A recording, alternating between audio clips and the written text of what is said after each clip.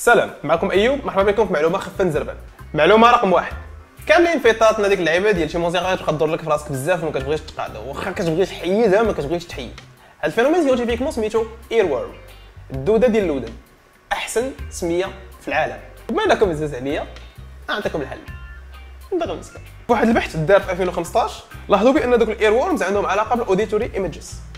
شنو هما الاوديتوري ايميجز؟ هاد الاوديتوري ايميجز هما الافكار اللي ربطتيهم بواحد الصوت ديال السوار ديال باك طالع في الدروج، ولا الصوت ديال امك كتغوت عليك تمشي تسخر، ولا الصوت ديال التليفون ولا شي لعيبه.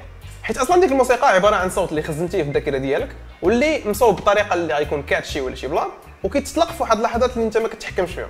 ولقاو بان ندير المسكه عنده علاقه بالاوديتوري ايميجز كيخربقهم. داكشي علاش ندير المسكه غيعاونك انك تنسى ديك الموسيقى اللي كتبقى تدور لك في راسك اون بوكل. معلومه رقم 2، اقدم زماره في التاريخ كيرجع العمر ديالها ما بين 35 و 40 الف عام هذه قبل الزياده ديال المسيح عليه السلام، وكيرجع لواحد العصر سميتو يوروبيان ابر باليوليتيك. معلومه رقم 3، شنو القاسم المشترك ما بين الخلعه، البرد والموسيقى؟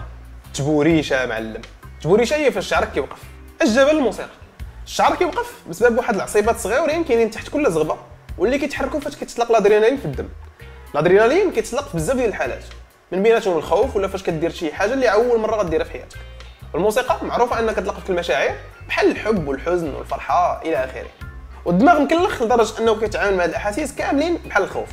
فاش كيحس بهم كيبدا يطلق الادرينالين وتما شعرك كيوقف.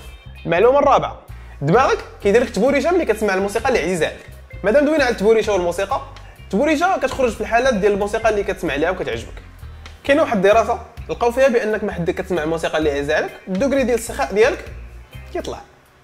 هذا البحث اللي تنشر سنه 2014 تانسبيرو فيه من واحد التجربه اللي جدوا فيها 22 واحد، قسموهم على جوج مجموعات. المجموعه الاولى عطاوهم يسمعوا الموسيقى اللي كتعجبهم، والمجموعه الثانيه ما عطاوهم يسمعوا والو. ومن بعد عطاو لكل شيء فلوس وقالوا لهم فرقوهم على واحد الناس افتراضيين. لاحظوا بلي المجموعه الاولى كانوا كيعطيو الفلوس اكثر من المجموعه الثانيه. هادشي اللي خلاهم يستنتجوا في الاخر ديال الدراسه بان الناس اللي كيسمعوا الموسيقى اللي كيعجبهم كيكونوا سخيين اكثر من الناس الاخرين. المصادر تحت في الديسكريبسيون. تهلاو.